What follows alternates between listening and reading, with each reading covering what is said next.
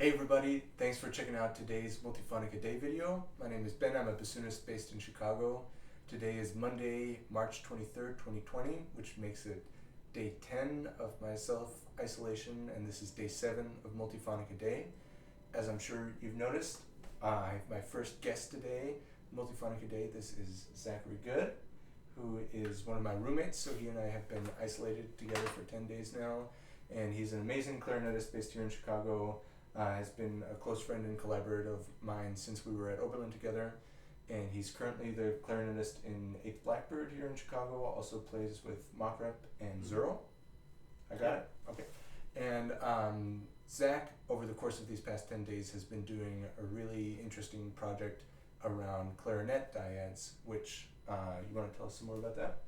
Yeah, for the past 6 days or so, I've been documenting some dyads on my Instagram account at Good Zachary, and yeah, just for the past 6 or so years, I've been really interested in using dyads in my own practice, and have just casually documented dyads that I've come up with or discovered on my own, as well as dyads that I've seen in pieces of contemporary music, and I've just kept a journal and have a whole slew of them, and so I've just been spending this time cataloging, recataloging all of these ones that I've discovered and come across over the years,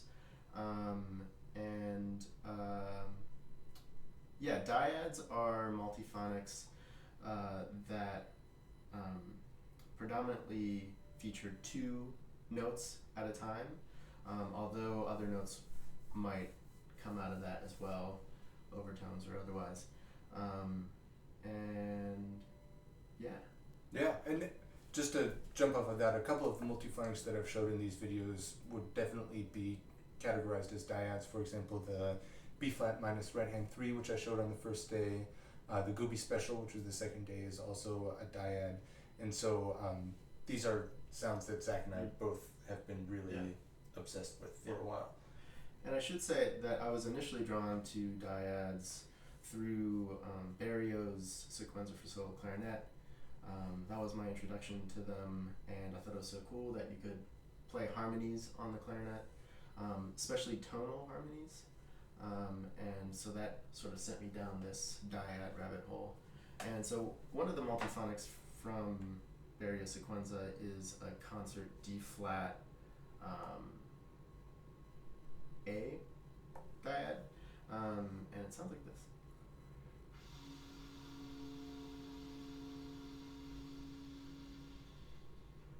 Yeah, that's really nice.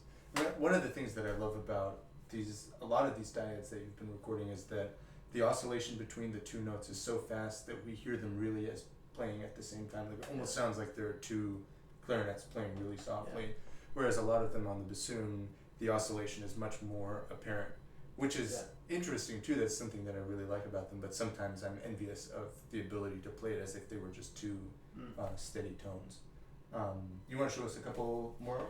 Yeah, a favorite of mine over the years is this concert G-A dyad.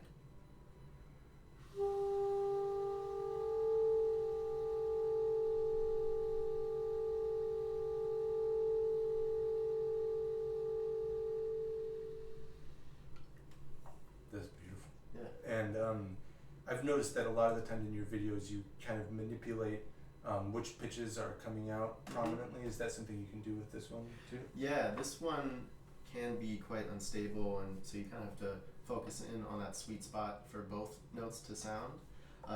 But depending on the amount of embouchure pressure that I'm using, I can focus in on one of the 2. So for instance, a looser embouchure will focus on the lower note, and a tighter embouchure will focus on the upper note.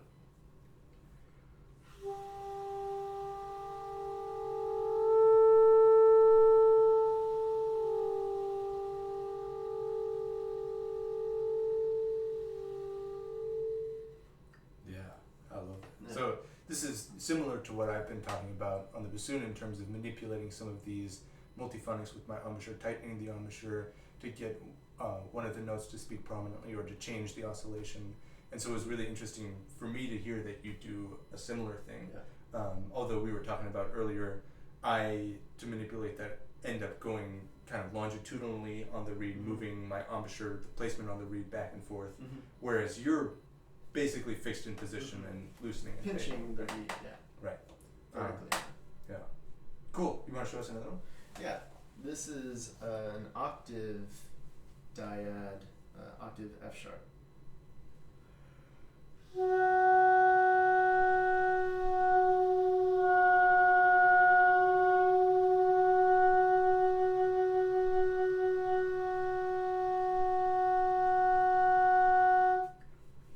And you'll notice that I'm actually manipulating the intonation of the upper note, and I'm doing that by essentially sliding my fingers on and off of tone holes to make the upper note sharper or flatter. If I peel away my finger, it will make the note sharper. If I put my finger down, it will make the note flatter. Yeah. So when I asked Zach which dyads he might like to show today, and he played these two for me, I was like, oh, I know these dyads.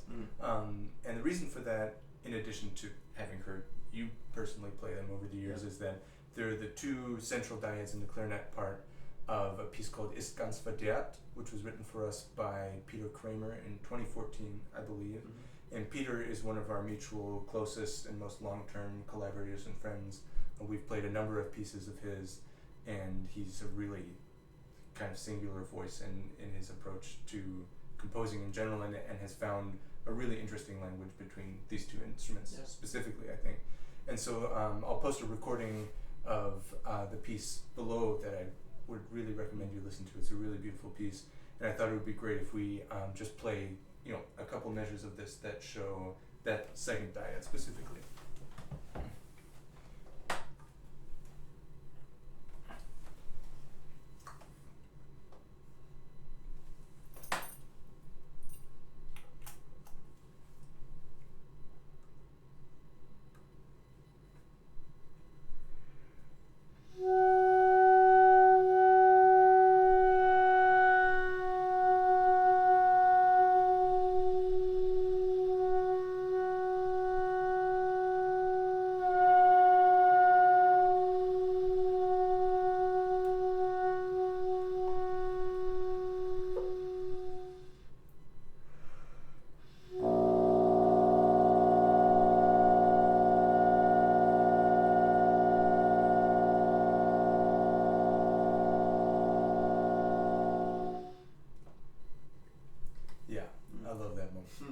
And there are a lot of really beautiful moments like that in this piece that are punctuated by these really extended silences that are reflective and haunting at the same time. So I would highly recommend checking out that piece and the rest of Peter's music too.